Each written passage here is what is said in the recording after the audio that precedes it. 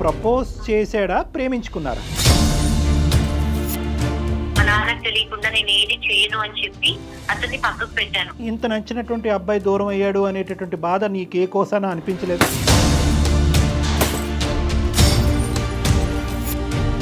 ప్రేమగా నటించాడా, నిజంగా ప్రేమించేవాడా? చెప్పేశాను డాక్టర్ ప్రతిదీ.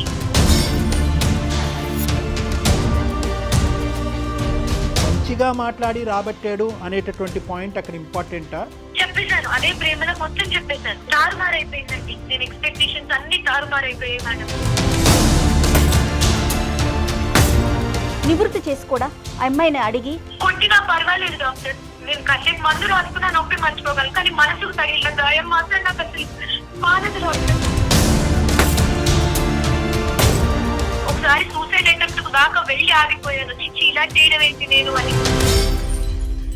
ఒక ఆడది తలుచుకుంటే గడపకు కూడా తెలియదని చెప్తారు, సామెత ఉంది మనకి. వెల్కమ్ టు అందమైన జీవితం. నమస్తే డాక్టర్ గారు. మెయిల్ ఒకటి వచ్చిందండి, నేను నైటే చూశాను, మీకు బ్రీఫ్గా చెప్తానండి, తర్వాత మనం కాలర్తో మాట్లాడదాము. అమ్మాయి పేరు విజయలక్ష్మి, మనకి వరంగల్ నుంచి మెయిల్ చేసింది. అగ్రకులంలో పుట్టిన అమ్మాయి అండి. మ్యారేజ్ అయింది, ఒక బాబు, 5 సంవత్సరాల బాబు ఉన్నాడు. ఒక సెన్సిటివ్ విషయం కళ్యాణ్ గారు, అంటే ఇలాంటి విషయాలకు కూడా సమస్యలు వస్తున్నాయా అనే విషయం నాకు అనిపించింది అనమాట. సో డెఫినెట్గా ఒకసారి మనం ఆమెతో మాట్లాడదామండి.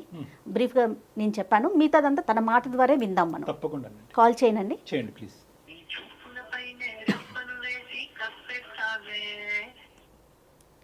హలో, విజయలక్ష్మి అండి?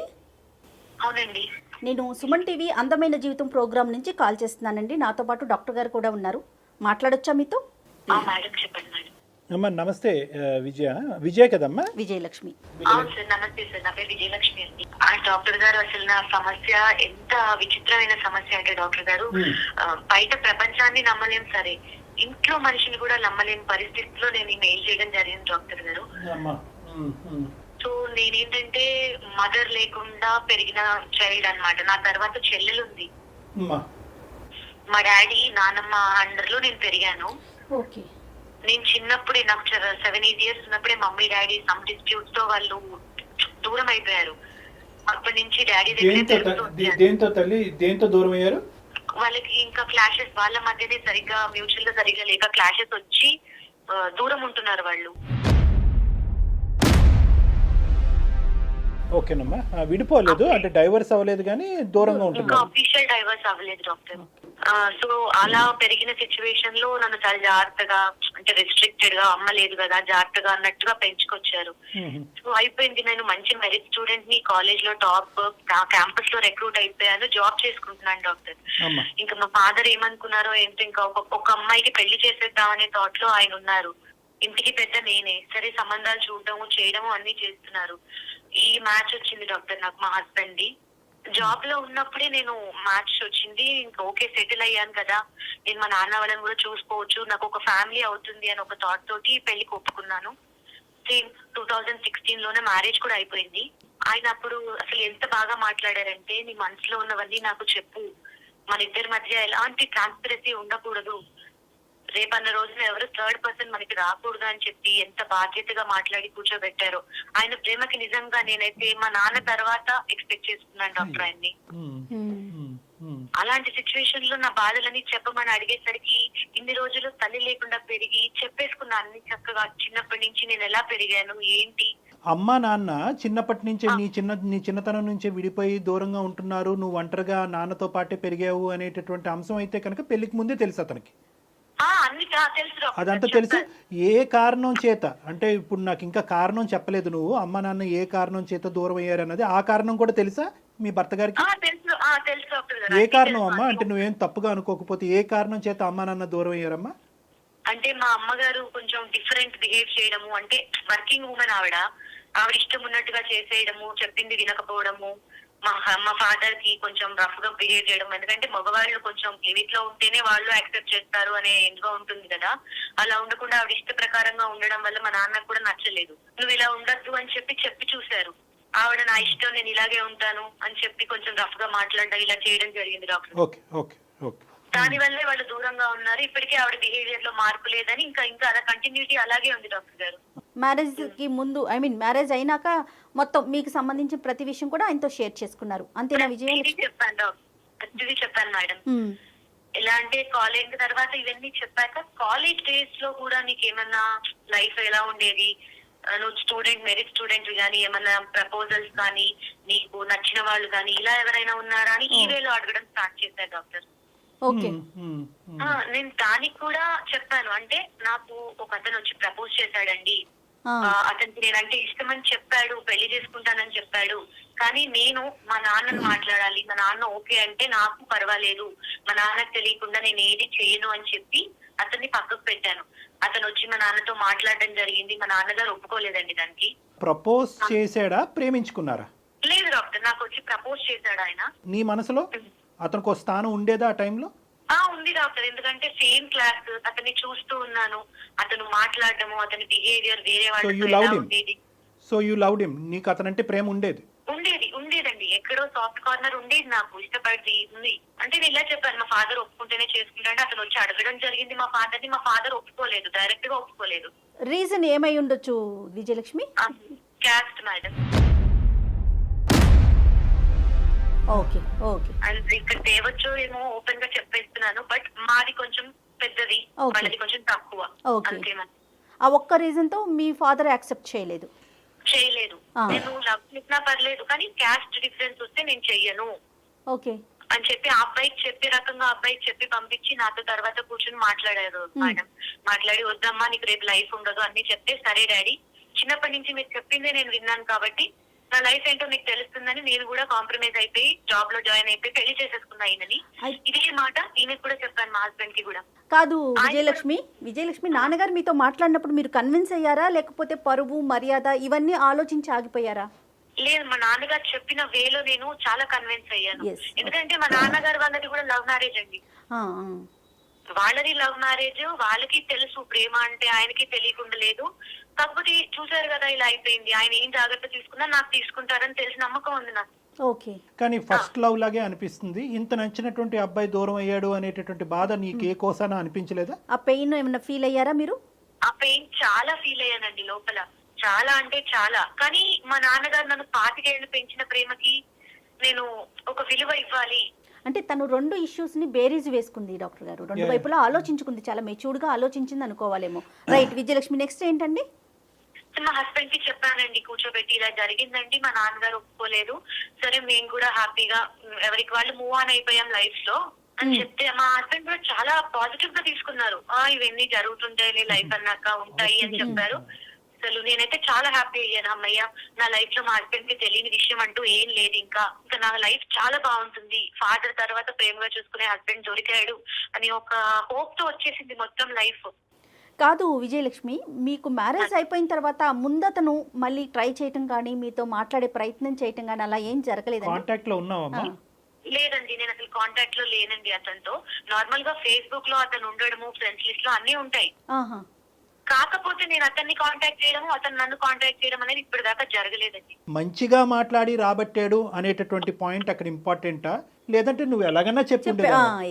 ఎగ్జాక్ట్లీ డాక్టర్ గారు చెప్పేశాను డాక్టర్ ప్రతిదీ. ఆయన కూడా రిసీవ్ చాలా బాగా చేసుకున్నారు. ప్రేమగా నటించాడా, నిజంగా ప్రేమించేవాడా? స్టార్టింగ్ లో నిజంగా ఆ టైంలో ప్రేమించేవారండి. రైట్. ఓకే. సో ప్రేమ ఉంది, ప్రేమ లేకపోవటం అప్పటిదాకా ప్రేమ ఉందని నేను కూడా అనుకున్నాను డాక్టర్. రైట్. చెప్పేశాను, అదే ప్రేమలో మొత్తం చెప్పేశాను. Okay. With in few days లో మొత్తం ఎక్స్ప్రెస్ చేశారు. తారుమారైపోయిందండి, నేను ఎక్స్పెక్టేషన్స్ అన్ని తారుమారైపోయాయి మేడం. 4 years బాబండి నాకు. అసలు ప్రతి వాక్ ఆఫ్ లైఫ్ లో నన్ను అనుమానిస్తున్నాడండి, ప్రతి వాక్ ఆఫ్ లైఫ్. పొద్దున పాలవాడు వచ్చి వాడితో మాట్లాడినా కూడా అసలు ఏంటి అంతసేపు మాట్లాడతావేంటి, ఇలా మాట్లాడతాం. పేపర్ వాడు వస్తే వాడితో మాట్లాడతా. అనుమానించడానికి సమూజీ లేకుండా అనుమానిస్తున్నాడండి. నేను వర్కింగ్ ఉమెన్ ని, ఒక పక్కన వర్క్ చేసుకుంటున్నాను, నేను చేసుకుని ఇంత ప్రెస్టీజియస్ గా ఉంది, పిచ్చి పనులు చేస్తానని ఎలా ప్రతి వాక్ ఆఫ్ లైఫ్ లో అనుమానిస్తున్నాడండి. అది ఇష్యూ అవ్వటం, మరి ఇద్దరు ఒకరికొకరు మాట్లాడుకోవటం జరుగుతూ ఉంటుందా విజయలక్ష్మి? దాని గురించి నేను చాలా సార్లు ఆయన్ని కన్విన్స్ చేసి అలా కాదండి జరిగింది చెప్పాను తప్ప నా లైఫ్ లో అలా ఉండదు, you are my life and complete గా నేను మీకే, అలా నా లైఫ్ లో ఏం లేదని కూడా కన్విన్స్ చేయడానికి చెప్పడానికి కూడా చూసాను మేడం. అంటే ఇప్పుడు జరిగేటటువంటి అంటే ఇప్పుడు ఈ చెప్పడానికే అసహ్యంగా ఉందమ్మా, పాలవాడు పోస్ట్ మ్యాన్ ఏవేవో అని అంటున్నావు. అంటే ఇప్పుడు జరిగేటటువంటి ఎదురయ్యేటటువంటి మగాల గురించి అతను ప్రధానమైనటువంటి అనుమానమా, లేదంటే ఆ గతంలో ఉండేటటువంటి అబ్బాయిని నువ్వు కంప్లీట్గా మనసులోంచి తీసేసేవా లేదా అనేటటువంటిది అతని ఆలోచన? అలా కొని నన్ను ఓపెన్ గా అడగాలి కదా డాక్టర్. ఇప్పుడు నీకు లైఫ్ లో జరిగే ఏమన్నా ఉన్నాయా, క్లీన్ హ్యాపీగా ఉన్నావా మొత్తం నాతో అని చెప్పి ఆయన స్పేర్ చేసి టైం మాట్లాడాలి డాక్టర్. అలా కూడా మాట్లాడరు ఆయన నాతో. He doesn't give a chance for communication. ఓకేనమ్మా. అలా కూడా మాట్లాడరు. ఇంకా నన్ను చాలా వెక్స్ అయిపోయారు. ఇప్పుడు నాకు 4 years బాబు డాక్టర్. అతను కూడా అబ్బాయి. రేపన్న రోజున నా నెక్స్ట్ జనరేషన్ బాధపడకూడదు, ఇలా నాలాగా సఫర్ అవ్వకూడదు, వాడు వాళ్ళ నాన్నని చూసి నేర్చుకోవడం అని గ్యారెంటీ ఏంటి? నాన్నగారితో మాట్లాడేవమ్మా? నీకు ఇష్టమైనటువంటి వ్యక్తి నాన్నగారితో నీ బాధను చెప్పుకున్నావా? విషయం అక్కడి వరకు వెళ్ళిందా? ఒప్పుకోరు, రానివ్వరు ఎవరిని. మా నాన్నతో మాట్లాడొద్దని చెప్పి రూల్స్ పాస్ చేస్తారు. ఇది ఇలా ఉంది డాక్టర్ గారు నా పరిస్థితి. అంటే మీ ఫాదర్తో కానీ సిస్టర్తో కానీ అంటే మీ ఫ్యామిలీతో మీకు ఇంకా రిలేషన్ లేదా విజయలక్ష్మి? లేదు మేడం, 2 years అయింది. కట్ చేసేసాడు మేడం, ఆయన కట్ చేసేసాడు.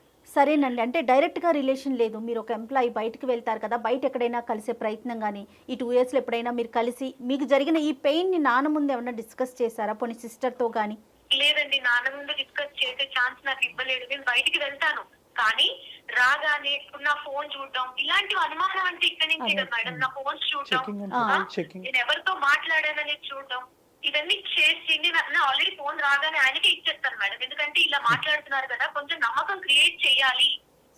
కరెక్ట్ గా ఉంటేనే ఆయనకి నమ్మకం క్రియేట్ అవుతుంది అనే ఒక ఆలోచనతో నేను వాళ్ళతో కనీసం మాట్లాడడానికి కూడా ట్రై చేయలేదు.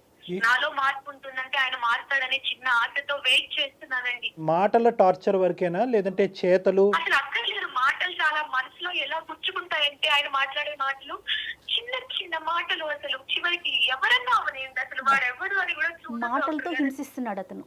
కొట్టినా పర్వాలేదు డాక్టర్, నేను కాసేపు మందు రాసుకున్నా నొప్పి మర్చిపోగలను, కానీ మనసుకు తగిలిన గాయం మాత్రం నాకు అసలు మానదు డాక్టర్. విజయలక్ష్మి, వాళ్ళ పేరెంట్స్ ఏంటండి? అతని మీ హస్బెండ్ వాళ్ళ పేరెంట్స్ ఉన్నారా? వాళ్ళకి తెలుసా ఈ విషయాలన్నీ? అసలు వాళ్ళు నాతో సరిగ్గా ఉండరు. వాళ్ళు కూడా వాళ్ళ తమ్ముడికే సపోర్ట్ చేస్తారు మేడం. ప్రతిదీ ముద్దుల తమ్ముడు అన్నంత ఇదిగా వాళ్ళు ప్రతిదీ వాళ్ళకి ఇంకా ఎక్కువ కావాలంటే నా మీద కల్పించి చెప్తారు. ఇంకా ఏమైనా చెప్పడానికి ఛాన్స్ ఉంది. ఎలాంటి సలహా కోసం మమ్మల్ని మెయిల్ పెట్టారు విజయలక్ష్మి? మీరు ఏమి ఎక్స్పెక్ట్ చేస్తున్నారు? మేడం నేనైతే మెంటల్ గా చాలా ఫిక్స్ అయిపోయాను. అసలు నాకు వద్దితను, ఇంకా నేను వెళ్ళిపోనా అని ఒక వైపు ఉన్నప్పటికీ అతని మీద ప్రేమ నన్ను ఆపేస్తుంది. నాకు చాలా ఇష్టం ఆయన అంటే. నాన్న తర్వాత అంత ప్రేమని ఈయనకే పంచాలి అనే మైండ్ సెట్ తో వచ్చిన మనిషిని నేను. వెళ్ళిపోదాం అనిపించి 2 times నేను యాక్చువల్గా వెళ్ళిపోదాం అనుకుని ఆగిపోయాను. ఒకసారి సూసైడ్ అటెంప్ట్ దాకా వెళ్ళి ఆగిపోయాను. ఇప్పుడు ఇతనికి అనుమానం, అది ఎట్లా ఈ కొడుతున్నాడో తిడుతున్నాడో అంటే కొట్టేది తిట్టేది కనిపిస్తుంది, కానీ తన మాటల ద్వారా హింసిస్తున్నాడు కదా, దీన్ని కూడా ఒక రకమైన మానసిక ఇబ్బంది అనుకోవచ్చు అంటారా? ఇదంతా కూడా ఒక కండిషనల్ లవ్ అంటారమ్మా. ఈ ప్రేమలో కండిషన్స్ ఉన్నాయి. ఈ అమ్మాయిని ప్రేమ ఒకప్పుడు ఈ క్యారెక్టర్ అనేటటువంటి అంశం ఈ రోజు విజయ అతనికి చెప్పకుండా ఉంటే కనుక బహుశా ఇంకొక స్వర్గలోకం ఈ అమ్మాయి చూసి ఉంటుంది.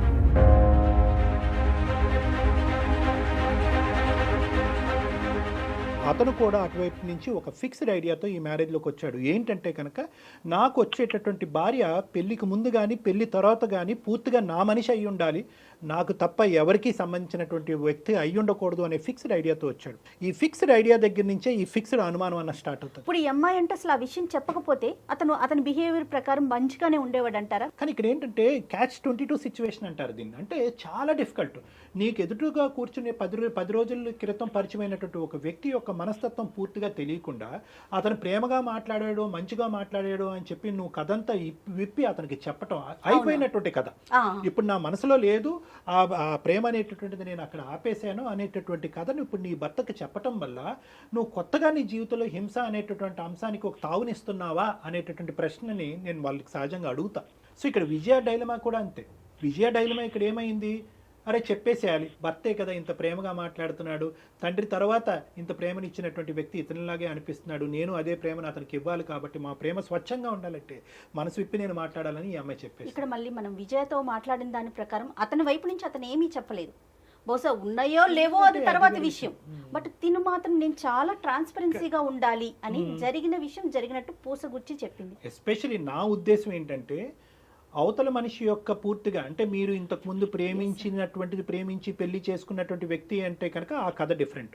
ఫస్ట్ టైం మీకు పరిచయమైనటువంటి వ్యక్తి మీ ఇమ్మెచ్యూరిటీ వల్ల అవనియండి, ఇంకో స్థాయి వల్ల అవనియండి, ఆ వ్యక్తిని పూర్తిగా స్టడీ చేయకుండా ఇటువంటి క్రిటికల్ అంశం వేరే అంశాలు వద్దు. అంటే వేరే అంశాలు అంటే రెండు సార్లు ఎంగేజ్మెంట్ అయింది, 2 సార్లు ఎంగేజ్మెంట్ క్యాన్సిల్ అయింది, లేదంటే చిన్నప్పుడు మా బావ నన్ను పెళ్లి చేసుకోవాలని అనుకున్నాడు కానీ అది కుదరలేదు, ఇలాంటి అంశాలు ఓకే. కానీ ప్రేమ, కాలేజీలో ఉన్నాము, అతను నన్ను లవ్ చేశాడని చెప్పి మీరు తర్వాత ఎన్ని విధాలుగా మాడిఫై చేసినా కూడా ఈ రోజుకి కూడా మీ భర్త గారి మనసులో ఏంటంటే మీరు చెప్పినటువంటి కథాంశం అనేటటువంటిది పూర్తిగా 10% కూడా అతను నమ్మట్లేదు. బహుశా ఇప్పటికీ కూడా నీ మనసులో అతను ఉన్నాడేమో, అతను ఉండటం వల్లే నీ ప్రవర్తన అనేటటువంటిది కంప్లీట్గా ఈ 5 సంవత్సరాలు నీ కొడుకు పుట్టిన తర్వాత కానీ పుట్టక ముందు కానీ కంప్లీట్గా అతని మనసులో నీ క్యారెక్టర్ని అసాసినేట్ చేసేసాడు అతను. నీకు అప్పుడు ఉన్నాడు ఆ మనిషి నీ మనసులో, ఇప్పుడు కూడా ఉన్నాడు. కేవలం మీ నాన్నగారు ఒప్పుకోకపోవటం వల్ల నువ్వు దూరంగా ఉన్నావు, కానీ ఈ రోజు ఒప్పుకుని ఉంటే కనుక అదే ప్రేమ పదిలంగా ఉండేది, అతన్నే పెళ్లి చేసుకునే దానివి కదా. కాబట్టి అతని ఈక్వేషన్ ఏంటంటే చెప్తున్నాను, అనుమానం పడేటటువంటి భర్త యొక్క ఈక్వేషన్ ఎలా ఉంటుందంటే కనుక మనసులో అతన్ని పెట్టుకుని ప్రేమించేది అతను, పెళ్లి చేసుకునేది నన్ను, కాబట్టి నాతో పాటు ఈ ప్రయాణం అనేటటువంటిది ఎప్పుడూ కూడా అనుమానాస్పదంగానే ఉంటుంది, డౌట్ఫుల్గానే ఉంటుంది అనేటటువంటి ఆలోచన శైలిలో మీ భర్త ఉన్నాడు. అలాంటి హస్బెండ్ కదా నివృత్తి చేసుకోడా ఆ అమ్మాయిని అడిగి నువ్వెందుకు ఇట్లా చేస్తున్నావు, ఒకవేళ నువ్వు అతనితో మాట్లాడుతున్నావా, ఏం జరుగుతోంది అని అడగరా డాక్టర్ గారు? ఇంకా అదే వేలో తనకి ఎక్కడ తోస్తే అక్కడ ఎవరితో పడితే వాటితో లింక్ చేసి మాట్లాడేటమేనా? ఇక్కడ చూసారా మేడం, ఇక్కడ చాలా విజయ చెప్పేటటువంటి అంశంలో తను if she ready to give a clarity. ఈ రోజుల్లో ఉండేటటువంటి ఉద్యోగం చేసుకుని బ్రాడ్ మైండెడ్గా ఉండేటటువంటి ఆడపిల్లలు నమ్మితే నన్ను నమ్ము, నేను నీ క్లారిటీ ఇచ్చేది ఏంటి అనేటటువంటి వాళ్ళు ఉన్నారు. పాపం ఈ అమ్మాయి ఏంటంటే ఆ పిల్లోడు గురించో, లేదంటే చేసుకున్నటువంటి పెళ్లి గురించో, లేదంటే వెనకనున్న చెల్లి గురించో, తండ్రి మీద గౌరవం గురించో, లేదంటే తల్లిదండ్రులు అలా విడిపోయారు అనేటటువంటి ఆలోచనతో ఈ రోజు కూడా అమ్మాయి she's trying her best to explain to her husband, explain చేయడానికి ప్రయత్నం చేస్తుంది. కానీ ఇక్కడ ఒక చిన్న యాంగిల్ చూడండి, వినటానికి అతను రెడీగా లేడు. ఎందుకంటే కనుక ఆల్రెడీ అతని ఆలోచన శైలి అనేటటువంటిది ఫిక్స్డ్ ఐడియా వేరు. ఐడియా అంటే కనుక ఇలా జరిగి ఉండొచ్చా అనేటటువంటిది ఐడియాని చాలా ఈజీగా ఎదురుగా ఉండేటటువంటి వ్యక్తి ఎక్స్ప్లెయిన్ చేయడానికి ఐడియా ఉండేటటువంటి వాళ్ళు అవకాశం వస్తుంది. ఫిక్స్డ్ ఐడియా ఉండేవాళ్ళు అంటే ఖచ్చితంగా నా భార్య తప్పు చేస్తుంది, నా భార్య ఈ యాంగిల్లోనే వెళ్తుంది అనేటటువంటి నమ్మకం నా ఉంది, నేను చెక్ చేసి మా భార్యని జాగ్రత్తగా పెట్టుకోవటం తప్ప ఇంకో దారి లేదు అనేటటువంటి వాళ్ళు ఫిక్స్డ్ ఐడియా ఉండేటటువంటి వాళ్ళు భార్య మాట వినరు, పంచాయతీ మాట వినరు, పెద్దలు వచ్చి చెప్తే వినరు, మాగోటి కౌన్సిలింగ్ చేసినా కూడా వినేటటువంటి దానికి అవకాశం ఉండదు. ఎందుకంటే ఈ అనుమానం 5 రోజులు కాదు, 5 వారాలు కాదు, 5 నెలలు కాదు, 5 సంవత్సరాలు బట్టి ఉంది. సో కాబట్టి ఇది బాగా నాటుకుపోయినటువంటి ఒక అనుమాన స్థాయికి ఇది వెళ్ళిపోయింది. అయితే ఈ సందర్భంలో చెప్పొచ్చో చెప్పకూడదో మనకు తెలిసిన సామెత, ఒక ఆడది తలుచుకుంటే గడపకు కూడా తెలియదని చెప్తారు, సామెత ఉంది మనకి. విజయలక్ష్మికి మరి మీరు ఇచ్చే సలహా ఏంటండి? ఇందాక సార్ అన్న దాంట్లో అంటే తను మార్చుకోవాలని ప్రయత్నం చేస్తున్నారు అంటే నన్ను నా గురించి పెళ్లికి ముందు ఎంక్వైరీ చేసుకున్నారండి చుట్టుపక్కల. ఓకే, అంటే ఎంక్వైరీ చేసి ఎప్పుడు నెగటివ్ గా చెప్పలేదండి అక్కడ. అంటే ఇక్కడ ఈ యాంగిల్ కూడా నేను చెప్తాను విజయమ్మ, జాగ్రత్తగా విను. ఇంతమందిని ఎంక్వైరీ చేసినా కూడా బయటపడినటువంటి అంశం నువ్వు కొనసాగించావు అంటే కనుక ఎంత సీక్రెట్గా ఆ అబ్బాయిని ప్రేమించి ఉంటావు, ఎంతమంది కళ్ళగప్పి నువ్వు ఈ ప్రేమాయణం కొనసాగించే ఉంటావు అనే యాంగిల్లో మీ భర్త ఆలోచిస్తున్నాడు. అంటే నెగిటివ్గా థింక్ చేసేటటువంటి వ్యక్తి యొక్క మైండ్ సెట్ ఎలా ఉంటుందంటే మీ ఇంటి చుట్టూరు 10 మందిని కాదు, మీ ఇంటి చుట్టూరు ఉండే 100 మందిని, మీ ఆఫీస్లోని మీ కాలేజీలో అందరినీ కనుక్కున్నా కూడా వాళ్ళందరూ చెప్పేటటువంటి మాట ఒక ఎత్తు, నీ నోట్లోంచి వినిపించేటటువంటి మాట ఒక ఎత్తు అనమాట. అంటే తను రిసీవ్ చేసుకోవటం తన కోణంలోనే రిసీవ్ చేసుకుంటాడు, అది మాడిఫైడ్, అది ఆల్రెడీ ఏంటంటే ఆ మౌల్డ్ అయిపోయింది. ఆ బ్రెయిన్ నా భార్య నేను తప్ప ఎవరు ఉండకూడదు అనేటటువంటి మౌల్డ్ అయినటువంటి బ్రెయిన్లో అనుమానం రావడానికి 100కి 100 పాళ్ళు అవకాశం ఉంటుందమ్మా. అయితే అమ్మా బయట తిరగలేదండి, బయట తిరగలేదు, ఎక్కడ తిరగలేదు. అయినా కూడా ఎంత అనుభవించాల్సి వస్తుంది. మాట అతను చెప్పడం వల్ల నేను మా నాన్నను అడగండి అన్న దాని వల్ల ఎంత అనుభవిస్తున్నాను అంటే, అందరిలాగా ఎంజాయ్ చేసింది కాదు, ప్రేమ అంటే లవర్ లాగా తిరిగింది కాదు, బండ్లెక్కింది కాదు. ఎంతసేపు డాక్టర్ బర్స్ట్ అవ్వాలంటే ఎంతసేపు పడుతుంది. కానీ నాకు నా హస్బెండ్ అంటే చాలా ఇష్టం డాక్టర్. ఎందుకు?